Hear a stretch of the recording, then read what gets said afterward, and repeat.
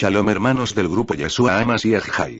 Dando primeramente gracias al Kadosh Baruj Hu. Por nuestras vidas, por permitir que nuestra Neshama siga unida a nuestro Nefesh. Por todas las cosas, sean buenas o en apariencias malas, y de aquellas que desconocemos. Y hoy en este día de Simchat Torah, regocijo de la Torah, puedas implantar en nosotros este año, el deseo de estudiar la Torah, primeramente por amor a ti. Ya que viene de ti, y todo lo que viene del amado es deseado por aquel que lo ama. Permite Eterno la pronta llegada del Mashiach y que en ese día podamos estar irreprensibles y erguidos. Amén ve amén. Hoy es el sexto día, 23 de Tishrei, 5778. Viernes, 13 de octubre, 2017. Hoy es Simchat Torah, regocijo de la Torah, en el cual concluimos y comenzamos de nuevo, el ciclo anual de lectura de la Torah. La parashá que corresponde a este próximo Shabbat, o sea hoy a la caída del sol, es Bereshit.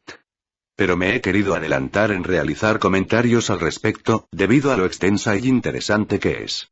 Parashá Bereshit. Bereshit, Génesis 1, 6, 7. Haftará. Yesaya. Isaías 42, 5, 20. Dichos de nuestro Ribí Yeshua, código nazareno, código netzarita, Sofen Amalhudí, o Brit Hadashah. Meir, Marcos 1, 45. Comentarios breves de la parashá. Antes de comenzar con estos comentarios, quiero dar una pequeña aclaratoria a mis hermanos que están saliendo del cristianismo. A diferencia del cristianismo, en su base monolítica, que hay una sola interpretación que se debe aceptar y no hay variantes en su posición, sin que ello te tilde como hereje, o errado, o apóstata de la fe, o en su concepto más amplio se define como dogma. Que muchos no saben qué significa, por lo cual la defino según el diccionario. Dogma. Punto esencial de una religión, una doctrina o un sistema de pensamiento que se tiene por cierto y que no puede ponerse en duda dentro de su sistema. En el judaísmo no existe tal postura, sino al contrario su posición es pluralista.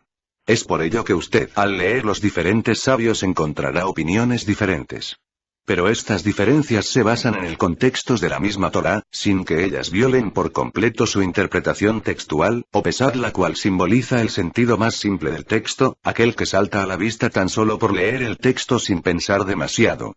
Por ejemplo, cuando Adán desobedeció a Elohim y comió del árbol del conocimiento, hizo algo que sabía no debía hacer. Se sintió avergonzado y por eso decidió esconderse, Génesis 3, 10. Buscaré un ejemplo ilustrativo, para que puedan entender sobre las diferentes opiniones. Vamos a imaginar que han pasado 2000 años y estamos en el año 4017 y se encuentra un documento o diario donde se dice lo siguiente.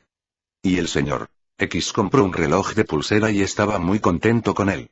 Vamos a ver las posturas al respecto, las cuales tratarán de dar un sentido más amplio al texto.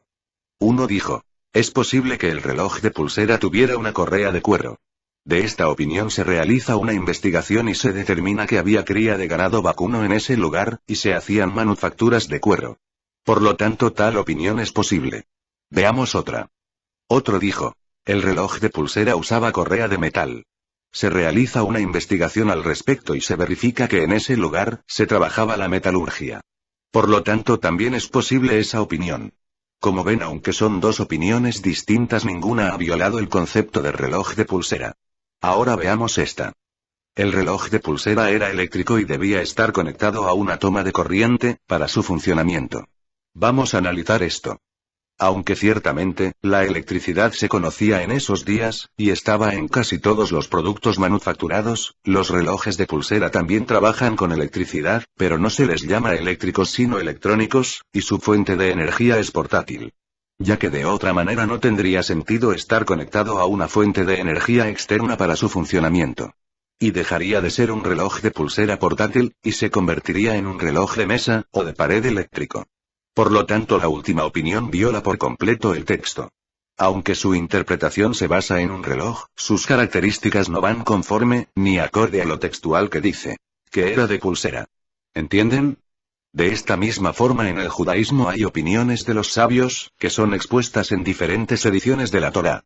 Pero en ellas no se viola el texto. Por lo tanto, usted, a medida que vaya estudiando Torá con las fuentes hebraicas, va a encontrar a sabios como Rashi y Maimónides, o Namanides, donde a veces van a tener opiniones diferentes, pero ninguna de ellas viola el texto en su nivel pesat. ¿Entiende?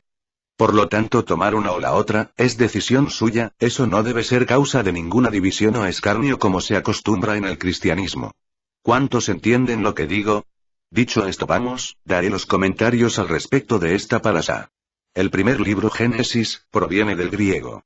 Génesis, nacimiento, creación, origen. Según el judaísmo, esta palabra no encierra la profundidad de su contraparte hebrea Bereshit, la cual indica la primera parte de versículo transliterado 1:1 Bereshit, bara, Elohim, et hasamayim, be'et haaretz.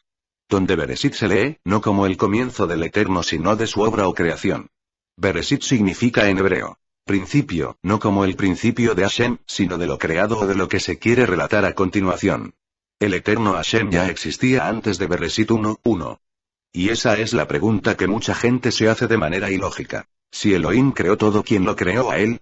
Ilógico, ¿por qué? Es ilógica, pues si existió uno que lo creó a él, entonces el Elohim Todopoderoso no es el que creó los cielos y la tierra que conocemos, sino el que lo creó a él. Y sería una pregunta infinita. ¿Y quién creó al otro? Pregunta se extendería hasta el infinito.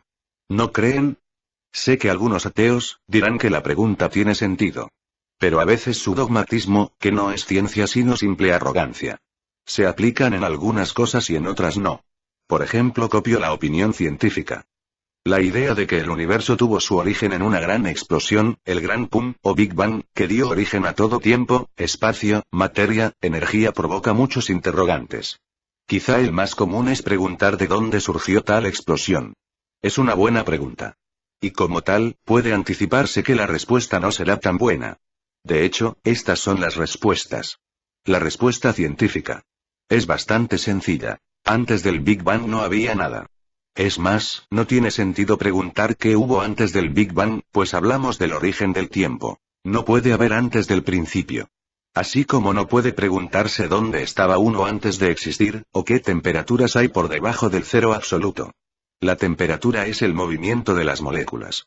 Cuando las moléculas están absolutamente quietas, la temperatura es 0 kelvins. No puede haber una temperatura inferior. Hay otra pregunta relacionada. ¿Dónde se expandió el espacio en el Big Bang? Pero nuevamente, no tiene sentido. Es el espacio lo que se comenzó a expandir en la gran explosión, como lo sigue haciendo desde entonces. ¿Eso es todo? ¿No hay respuesta a la buena pregunta? Es más, se descalifica la pregunta. Como vemos a estos señores, algunas preguntas son totalmente lógicas, pero otras que no tienen respuestas científicas tangibles, se conforman con solo descalificarlas y evadir las respuestas. ¿Esto es ciencia? No. Solo es arrogancia, en no reconocer que ni tienen la menor idea. La cual se traduce en dogma. Esto me llevó al concepto de un creador todopoderoso que siempre haciendo medición de nuestra forma de ver el tiempo es infinito. No tiene ni principio ni fin, pues estaría sometido a una fuerza de la física. Y por lo tanto, su concepto de todopoderoso se cabe. Es así de simple. No necesito de ninguna ecuación matemática para entender este simple principio. El todopoderoso. Por tanto, es dogmático aceptar esas respuestas científicas, que tienen 100% arrogancia y solo 0% de lógica. Dicho esto, comencemos con el texto Bereshit 1:1. En un principio creó Elohim los cielos y la tierra. El exégeta Obadiah Seforno dice comentando la palabra Bereshit, al comienzo del tiempo, que es el instante primero, indivisible, al cual no le ha precedido tiempo alguno. El autor de Carneor, comentando a su vez a Ibn Ezra, dice: el tiempo comenzó a existir solamente con el movimiento, ya que el movimiento y el tiempo son simultáneos. Y el tiempo que existió antes de cumplirse un día el primero de la creación, eran meros instantes, y momentos, o sea el tiempo no mensurado, pero existente de momento que hay creación, devenir. Científicamente este comentario encierra una realidad física. Aunque la Torá no es un libro de física, pero en sus comentarios se puede aplicar perfectamente las leyes de la física conocida. El tiempo es indispensable para que exista algún tipo de movimiento. Les copio el concepto. El movimiento es un fenómeno físico que se define como todo cambio de posición que experimentan los cuerpos en el espacio. Por lo tanto, la lógica, según el comentario de Seforno, las leyes del tiempo y el espacio fueron creadas antes de cualquier creación física visible e invisible. Saque usted su propia conclusión. Copio otro comentario. En el principio. Desde sus primeras palabras la Torá proclama solemnemente la verdad fundamental. Elohim es el comienzo y origen de todo lo existente. La materia cósmica no es eterna, no es la fuente inicial de la vida terrenal. Fue Elohim quien creó la materia a partir de la nada. Fue él quien el universo en el principio, es decir en un momento, dependiendo solo y exclusivamente de su libre voluntad y albedrío. Si la afirmación de la creación ex nihilo es una locución latina traducible por de la nada o desde la nada, o yesh meayen, es porque ella se fundamenta la fe en un creador único y todopoderoso, que no está vinculado a la materia y cuyo acto creador tiene objetivo determinado. Rabino E. Munk. El Eterno mismo, como un ser que no responde a ninguna ley conocida, basados en la lógica, ya que primero él las creó, y ya él existía desde siempre. Por lo que, limitar al Eterno a leyes físicas que él mismo creó, es ilógico ya que existía sin las leyes que rigen nuestro entorno que fueron establecidas, y determinadas por él, para nuestra existencia como creación suya. Como también es ilógico el concepto que la materia es eterna, como según nos dice el segundo principio de la termodinámica. Dictamina que la materia y la energía no se pueden crear ni destruir, copia textual de un pensamiento griego estoico aplicado al logos, en el afán científico de negar a un creador de todo lo que existe. Bueno, para no hacerlo muy largo voy a dividirlo en varias partes, si el Eterno lo permite. Ya que mucho falta por decir de este versículo 1:1 de Bereshit, un texto que a primera vista es sencillo, pero parece que encierra un universo de enseñanzas. En la próxima parte veremos qué nos dice el Zohar, los Midrash y los textos cabalísticos que podamos usar, para su interpretación. Pero recuerde, no todo lo que yo diga, usted diga amén. Investigue por su cuenta, busque nuevas fuentes, trate de aclarar todas sus preguntas, es su responsabilidad. Y usted deberá tomar su propia postura al respecto. Hazak, Benit Hazek, sé fuerte, y nos fortaleceremos. Shalom Alejem.